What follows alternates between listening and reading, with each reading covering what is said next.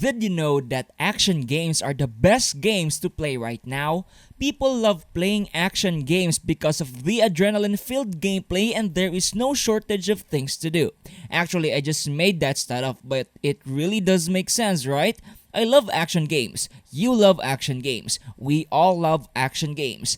And with MetaGods, there really isn't a lack of action as the game puts you in a world filled with monsters to fight.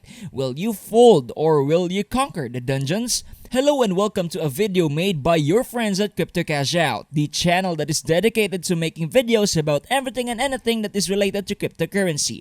We love making informational videos on blockchain games, but please, and I'm begging you, to please do additional research after watching this video. This is to ensure that you will know more about the topic and be more knowledgeable when you try to invest on the platform.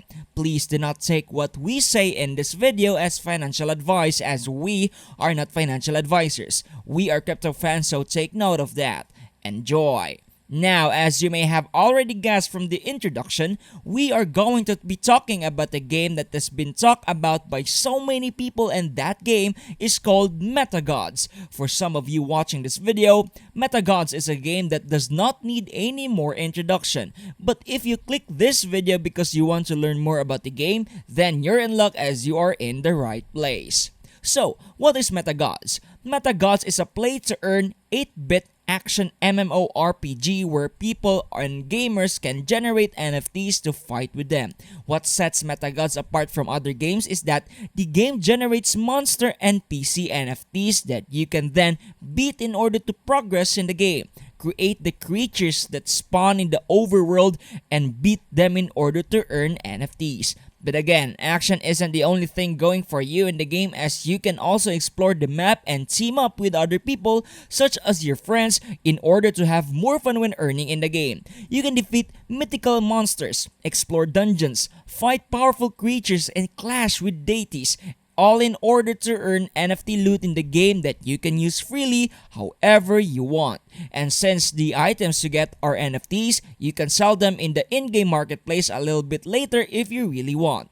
And because it is an action RPG, there is going to be lots of fighting happening with the character you play as. In the field, NFTs are not limited to your avatar and profile picture, but NFTs are also the characters you play with. And in addition to that, each character will have their own set of abilities and individual statistics that you must take note of because they will help you during battle. This includes the items they use within the game such as weapons and armor.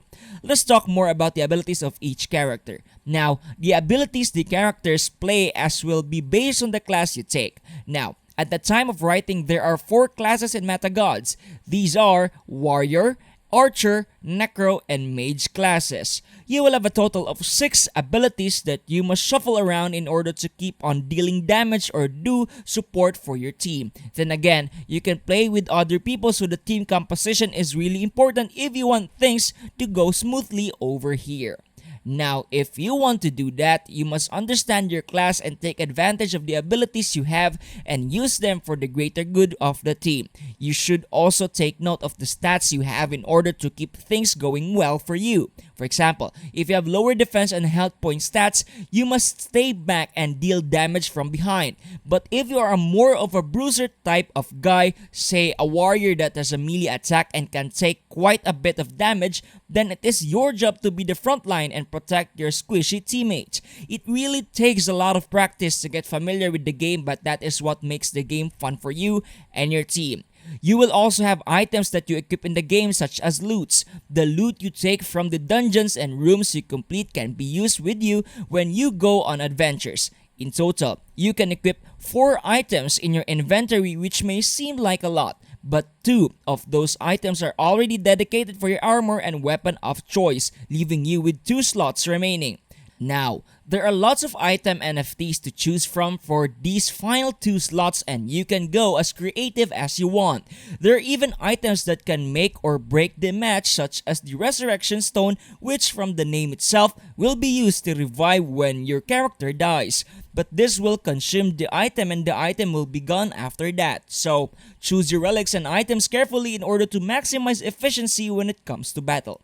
So yeah, that's that. You can play in multiplayer mode where you battle in raids with a group of friends or random members. In this game mode, you can fight against high tier gods. Now the gods you raid in this game look really interesting. We have Zeus, Uzaru, Inari, Prometheus, Pluto, and many more coming in the future that are waiting for you and our squad to take them on. So, gather a team of 10, 20, or even 25 people to conquer these bosses. If you and your squad are successful, you'll be generously rewarded with relic tokens and be given legendary gear from the bosses, which is super nice.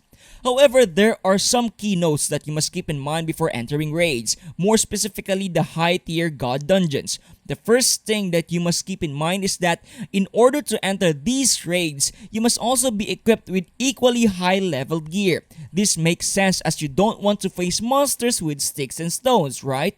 You must be prepared for anything, even that. Which brings me to my second point, which is once your character dies, there is a chance that you lose everything that you have. The gear, the loot, everything, especially when playing in hardcore. This is to ensure that you just don't aimlessly join in raids. There must be a catch, and there is one catch that will make people think twice. It is a high risk, high reward job that is not for everyone. But no worries, your character may be gone but your account will still be intact. You can still play, and if you're high leveled enough, you will have perks that you wouldn't have had if you started again from zero. So again, there is a hardcore mode in the game that you can try. Users will be rewarded more in this game mode because of how risky things can be. But again, they may lose their character and the items that they bought along with them. When the player dies, some of the loot will be transferred to the landowners where they perished. But this is a fast way in order to climb up and be better at the game. But if you don't want to risk that, you can always go to the casual mode and play the game safely. This will be risk-free for people trying out. This is mostly for those people who are starting and can't afford to lose items in the game. This is also used for the in-game scholar system that is available in the game right now. There is also a single-player mode where you will battle with bosses that are easier to do, but the loot will be lower tiered in comparison to the ones you get during co-op raids, so take note of that as well. They also have weekly events where you battle bosses that offer high rewards waiting for you to grab them. But the weekly events are only available in hardcore, so again, be careful. They even have random airdrops and events during holidays or different seasons of the year, so be on the lookout for those if you are interested. Another cool feature that the game has is lands, and it allows landowners to have multiple streams of passive income generated for them. This is because as a landowner, you can construct buildings on your land and have important buildings that can help you expand the character you play, such as leveling them or upgrading them. You can also let other people use them in order to generate income for you. You can even upgrade the buildings in order to reduce upgrade time or decrease the upgrading cost, which will give you higher ROI in the future, which I think is really nice. Also, remember earlier when I talked about how when you die, the loot will be given to the landowners where you get slain. Well, yeah, the landowners can then sell the items they pick up in the marketplace in order to earn a little bit of extra tokens in the future, which I think is really good for them. They can get items from dungeon raids or just normal players that happen to pass by. This system will allow for tokens to circulate infinitely and allows for it to keep on moving. For instance, if a player dies while fighting Zeus, the items they drop will be sent to the landowners in Zeus dungeon.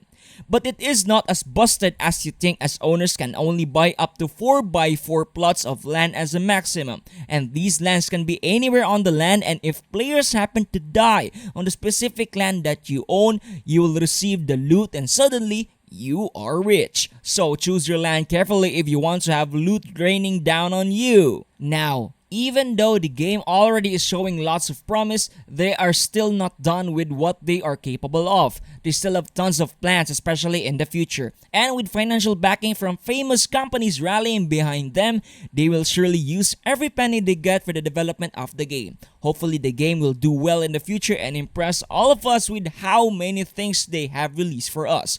But we will have to wait for that in the future. Thanks for watching today's video. It really means a lot if you enjoyed it.